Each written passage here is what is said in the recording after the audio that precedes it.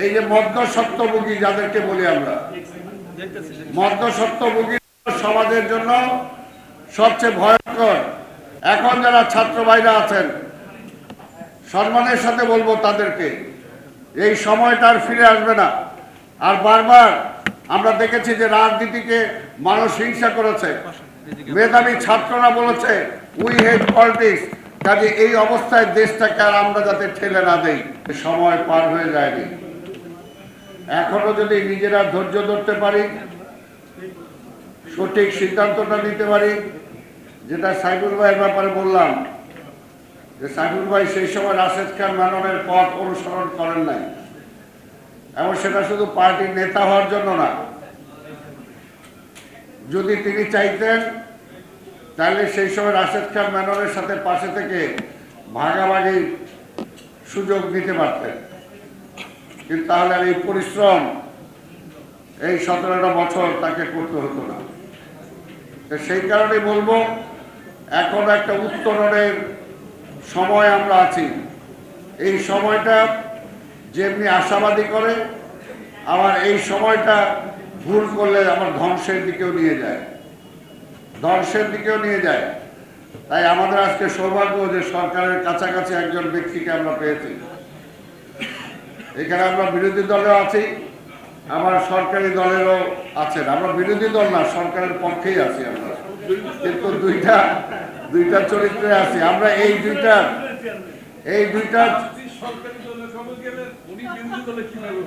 না বিরোধী দল বলি নেই, সরকারের পক্ষেই আছি আমরা। সরকারের পক্ষে আছি, কারণ এই সরকার তো আমাদের, এই সরকারকে আমরা এনেছি। এখন অনেকে চেষ্টা করছে যে এই সরকার আর আমাদের মধ্যে একটা বিভক্তি আনার জন্য। এই যে মধ্যস্বত্বভোগী যাদেরকে বলি আমরা, মধ্যস্বত্বভোগী সমাজের জন্য সবচেয়ে ভয়ঙ্কর।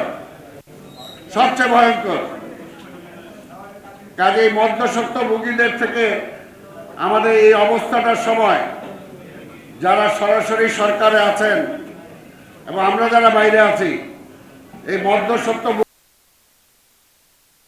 বিভক্তির রেখা না টানতে পারে, সেই ব্যাপারে ওনাদেরকেও সচেতন থাকতে হবে, আমাদেরকেও সচেতন থাকতে হবে।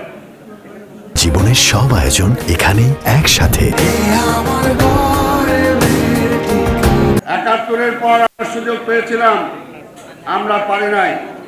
75-এর পরে সুযোগ পেয়েছিলাম, আমরা পুরোপুরি পারি নাই। 90-এ আবার অভ্যুত্থান হয়েছিল, সে তারপরেও কিন্তু পুরোপুরি আমরা পারি নাই। কাজে বারবার খালি ফ্যাসিবাদকে বিদায়ী করব আমরা, আর বারবার খালি লড়াই করব গণতন্ত্রের জন্য। বলবো যে রাষ্ট্রের দুঃসময় কাটে নাই, গণতন্ত্রের দুঃসময় কাটে নাই, এটা আর কত বছর? আমরা তো এখন 71 সালে যুদ্ধ করেছি, এখন তো কবরের যাওয়ার কাছাকাছি। এর জন্যই বলবো, এখানে নাই ছাত্র প্রতিনিধি, তাদের থাকলেও বলতাম টুকু ভাই, আমি ছাত্ররা থাকলেও বলতাম যে ছাত্রদেরকেও আজকে বুঝতে হবে, আমরাও তখন ছাত্র ছিলাম 71 সালে যারা যুদ্ধ করেছি। যুদ্ধ পরবর্তী সময়ে স্বাভাবিকভাবেই সেই সব মুক্তিযুদ্ধের মধ্যে দিয়ে যে স্পিরিট যেটা ছিল, সেটা সিনিয়র রাজনীতিবিদরা ধারণ করতে পারে নাই, অনুধাবন করতে পারে নাই, বুঝতেও পারে নাই। আবার আমরা যারা ছিলাম, আমরা হয়তো অতি বিপ্লবী হয়ে গিয়েছিলাম। কাজে এই দুইটা বিষয় বুঝতে হবে।